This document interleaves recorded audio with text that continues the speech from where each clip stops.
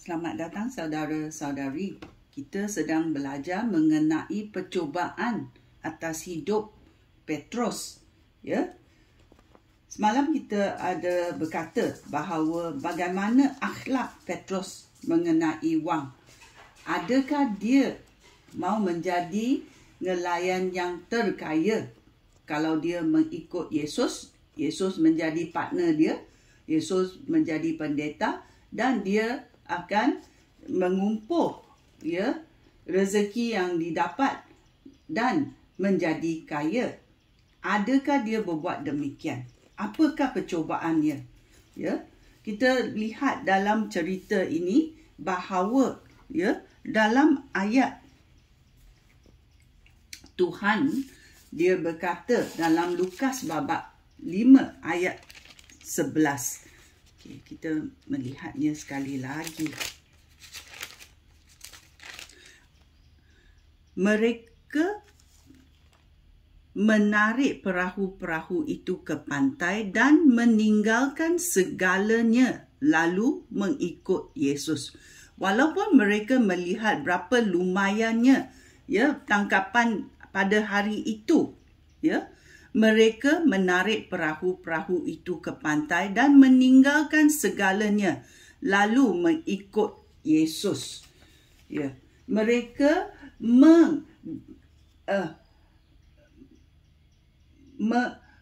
mereka meletakkan segala bisnes mereka yang mereka lihat sangat lumayan dan mereka mengikut Yesus. Ini adalah percubaan bahawa mahukah orang menyerah segalanya dan mengikut Yesus. Ramai yang tidak tahu bahawa Tuhan sedang menguji naluri hati mereka. Adakah mereka mahu wang ataupun mereka mahu mengikut Yesus dengan sepenuh hati yang menjadi pengikut-pengikut benar Yesus.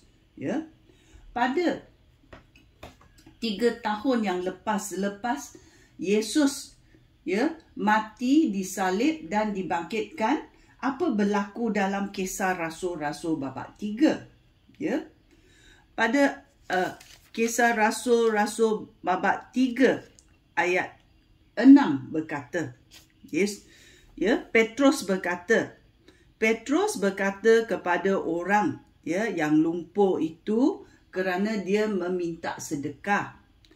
Dia berkata, aku sama sekali tidak mempunyai wang. Tetapi apa yang aku ada pada aku akan berikan kepadamu. Pada kita boleh tahu, sudah 3 tahun Petrus mengikut Yesus. Mereka tidak menjadi kaya.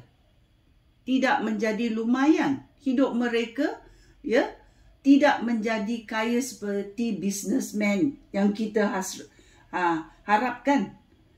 Tetapi apa yang dia kata? Tetapi apa yang ada pada aku berikan kepada kamu.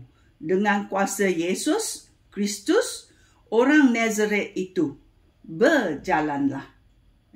Mereka tidak mempunyai wang, tetapi mereka mempunyai urapan daripada Tuhan, sehingga mereka tidak mengenal emas, perak, kekayaan. Mereka hanya mahu mengikut kerajaan Yesus selama-lamanya, mengikut arahan Yesus selama-lamanya dan masuk dalam kerajaannya. Ini adalah apa yang Petrus hendak.